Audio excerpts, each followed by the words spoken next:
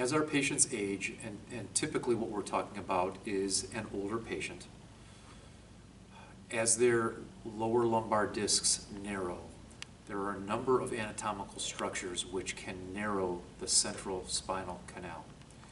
As discs narrow, the two pedicles, which constitute the roof and the floor of the intervertebral foramen, they approximate each other and approximate the exiting nerve root. The superior facet, as a disc degenerates and as one vertebrae drops down upon the other, the superior facet relatively telescopes up into the intervertebral foramen. In addition, disc will circumferentially bulge, and the ligamentum flavum, which covers the facet joints, bulges forward too. The long and short of this discussion, and that's just a quick review of the problem structures associated with central canal stenosis. The long and short of this, for us to open a patient's central canal in order to relieve nerve root pressure, in order to relieve pressure on the cauda equina, we have to use lumbar flexion. We have to use that safely. So what we do is, we have a patient roll up a standard pillow into a cylinder.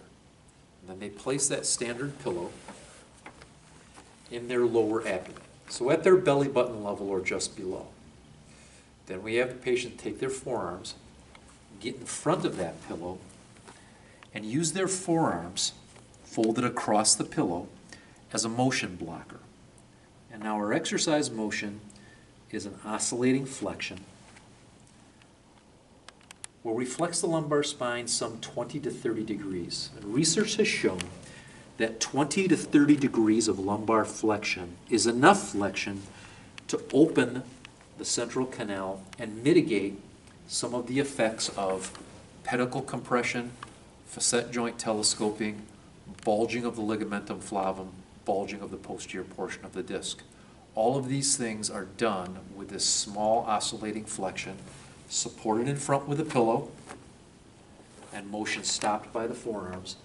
All of this is done to relieve discomfort, both in the central low back and any pain referral into the lower extremity by any of our patients who are suffering with acquired or degenerative lumbar spinal stenosis.